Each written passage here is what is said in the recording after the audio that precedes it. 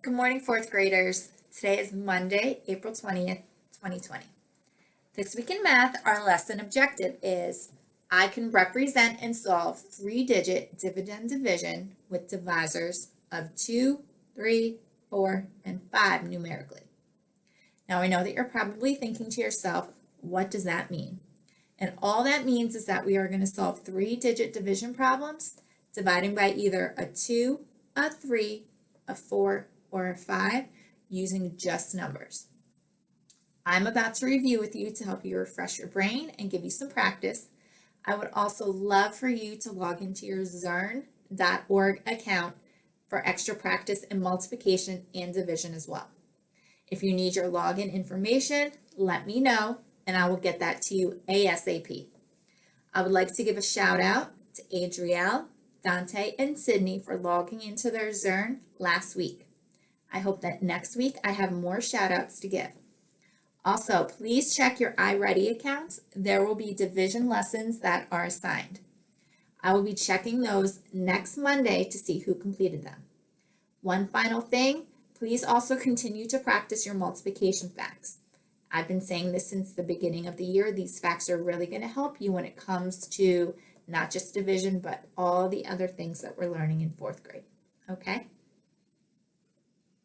Okay, fourth grade. So like I said, we are going to be reviewing and I'm going to give you some practice time with long division. I will, after this short video, I will post part of a problem set and I would like for you to do some problems. I'll post which problems specifically I would like you to complete either on a whiteboard or on a piece of paper at home. And if you're able to, I would love for you to screenshot your work and your answers to me and either email them to me or send them to me on Class Dojo. So let's get started. Just a quick vocabulary review when we are dividing. Quotient is the answer to a division problem. So we don't say answer. As fourth graders, as we get into middle school, we need to get in the habit of calling it a quotient. And that way also, when you see the word quotient, you know exactly what you need to do. You hear quotient. Oh, I know automatically it's a division problem. I know exactly what to do. Divisor, we didn't use this term too much, but I just want to get you used to hearing it. Divisor is the number that we are dividing by. So think about division when we're dividing our number into groups. The number of groups that we're dividing by or dividing into, that is the divisor. And then we also have another term, a vocabulary word that we didn't use too much, but I still want us just to review and get used to it. A dividend, that is the amount or the number that we're going to be dividing, or as we kind of talked about it in class, the total that we start out with.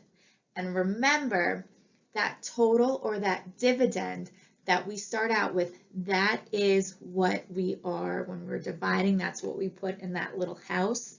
I'm not exactly sure of the term, but that's what we put inside that little house. It doesn't matter if it's the larger number or the smaller number, the total number that always goes inside that house, okay? So like I said, sometimes you'll see problems written out, you'll see division problems written out like this, but that just means that our 378 is our dividend, our 2 is our divisor, that's what we're dividing by. So if we were going to write that, putting it in the little house, our dividend goes inside that house, 378, and our divisor goes on the outside. That's how many groups we're going to divide 378 into. So I set up my problem, and the first thing that I'm going to do is I am going to draw lines between each of my place values, because that is going to help me keep all of my work and all of my numbers and my place values organized. And that way I make sure all my ones stay together, all my 10s stay together, and all my 100s stay together. Because if I don't do that, I might not keep my work organized, and then I might not get the correct quotient. You can do this by either just drawing lines on your paper, just like I did, or on your whiteboard if you have a whiteboard, or if at home you do by chance have graph paper with the little boxes, that would be a great tool that you could use to help you set up your problem and line up your numbers. So the next thing I'm going to do is I'm going to pay attention to my divisor. So I know that I have to make 2 groups because that's how many I'm dividing by. So just like we did in class, I want you, and I did it too, to make it a little bit easier for me. If you're really, really strong with your multiplication facts, I still want you to do this just to help you get in the habit of doing it. But I wrote all my 2 times tables off to the side that I can use as a reference. So to start, I just went up to 6 times 2 equals 12. And as I'm working through the problem, if I need to add anything more, I can absolutely just add more to my, my multiplication, my 2 times tables, my multiplication facts. And if I don't need to, great. If I do need to, I can just add them as I'm going along, okay? So the next thing we're going to do is we are going to pay attention. We'll always start with the greatest place value. So in this particular problem, the greatest place value is in the hundreds place.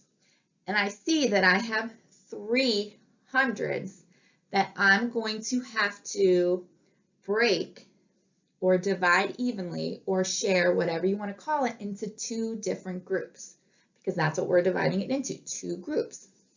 So when I do that, I'm going to look over at my place value chart over here.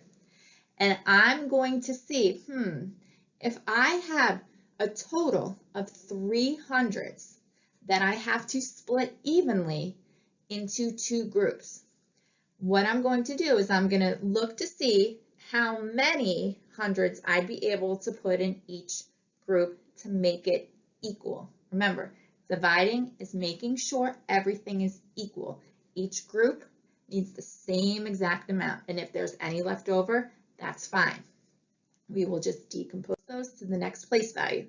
So I can see right here that if I have 2 groups that I'm splitting it into, and I have 2 hundreds, each group gets 100.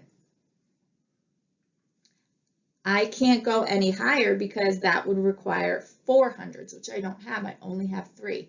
So that means that I can split my 3 hundreds into 2 groups, and each group will get 100. Okay? Let's remember, we have to keep it equal. We can't have 2 hundreds in one group and 100 in another group. Both groups have to have the same amount of hundreds. Then what we do is we check to see how many of those 300s did we use up? Were we able to divide up evenly into our 2 groups? So when we do that, we are multiplying. And I'm taking my 100 in each group times the 2 groups that I divided them into, and I was able to use 2 of my 3 groups because 1 times 2 equals 2, which we see also right here. That tells us that right here. So then what I do, I started with 3 hundreds. I was able to use 2 of my hundreds that I split evenly. I need to figure out how many hundreds I have left over that I'm going to need to decompose over to my tens place. So when I do that, I have 100 left over because 3 minus 2 equals 1, right? So we have 100. We can't just ignore it. We can't just forget about it. So if we remember from what we did, we took that 100 and we decomposed it into 10 tens. Okay, so if we were doing a place value chart, we would be going backwards. Instead of having 100, we would have an extra 10 tens. So what I'm going to do is I'm going to add that 100, or my 10 tens, to my 7 tens that I already have, and bring that 7 tens down. Okay, so now I have 17 tens that I need to work to split up and divide into my two groups, making sure that it's equal. Okay, so looking over at my my 2 times tables that I wrote, I only went to 12, and this is why I said this before. If you need to add more, that's fine. You can do that as you're going. So I need to have 17. I only have 12, so that tells me I need to add a couple more, which is okay. So I'm just going to add, oh, there we go, my 17. That's what I have to pay attention to, my 17 tens. So I add a little bit more, and hopefully you can see it with the video box. But I know that if I take those 17 and I split it up into my 2 groups, if I have 8 in each group, I can use 16. If I split it into 2 groups and I put 9 into each group, that gives me 18. I don't have 18. I only have 17 tens to divide into my 2 groups. So keeping it equal, I have to make sure that there are 8 in each group. So I'm going to divide. I'm going to put 8 tens into each group. Okay, so just like we did before, we're going to see how many tens we used up. We had 17 to start. If we put 8 tens into each group, into both of our groups, our 2 groups, we will see that we used up 16 tens. Okay, because we can't have one that has 9 and one that has 8. We have to keep it together, or we have to keep them equal. Okay, so what we're going to do, we started with 17 tens. We used up 16 tens. Now we need to see how many we have left over and how many we're going to have to move over, decomposed into our ones place to add to our 8 ones that we already have. So as we do that, we subtract 17 minus 16. That gives us 1 10 left over. Just like we did from our hundreds to our tens, we take that 1 10 and we decompose it. We break it apart into 10 ones. So if we take our 10 ones and add it already to our 8 ones that we already have, that gives us 18 ones that we need to divide evenly into our 2 groups. Okay, so we bring down that 8 as we're doing our algorithm, and we are now just paying attention to those 18 ones. So again, I'm going to look back at my my 2 times tables, my multiplication facts that I wrote over to the side, and look at this. I have 18 right here.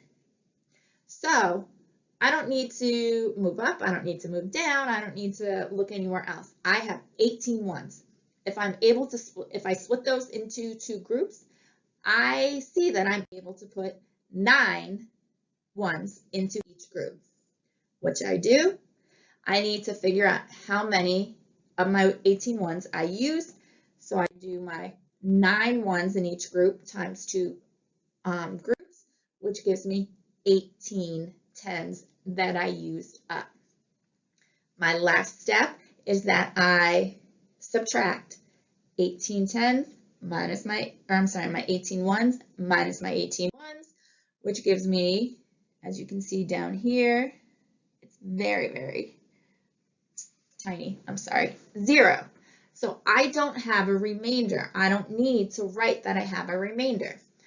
But I do see that my answer is 189. My quotient is 189. But with division, we're not quite finished yet. If you got to this point, that's awesome. However, we need to make sure that our answer is right. And the way to do that is by multiplying. That's how we can always check to make sure that we did our division correctly. So in order to multiply to check our work, we take our quotient, which in this case, our answer 189 that we got, and we are timesing it by our divisor, or however many groups we divided it into, which in this case it was 2, and we multiply them together. Now this is what we reviewed last week, so again, it's a great extension into practicing a skill that we already went over. So however you want to do it, that's fine. I'm just going to quickly go through it the standard algorithm way. So I start in my ones place, my 9 times my 2, I get 18 ones. I keep my 8 ones, but then I regroup my 10 ones over to the tens place. And when I do that, then I move to my tens place. I take my 2 times my 8 tens, which gives me 16 tens, plus my 1 extra 10 that I regrouped, which gives me 17 tens. So I keep my 7 tens, and then I have to regroup 10 tens over to my hundreds place. And then we take our 2 times our 100, and that gives us 200, plus our 100 that we regroup from our tens place, which gives us 300. So we can see our product right here, 378, matches what we started with in the beginning of our problem. So that's good. We went through everything. We did everything correctly. Go us. Awesome. What I'm going to do next, I'm going to post a problem set with some problems. I'm going to tell you exactly which problems I want you to do, and either on a piece of paper or on a whiteboard, just work through them just like we would do during class. Screenshot it. You can either email it to me or send it to me on Dojo, and I will see you guys on our Zoom call on Wednesday at 11 a.m. I hope to see all your faces, and we will go through a little bit more division together. Okay? See you Wednesday. Bye-bye.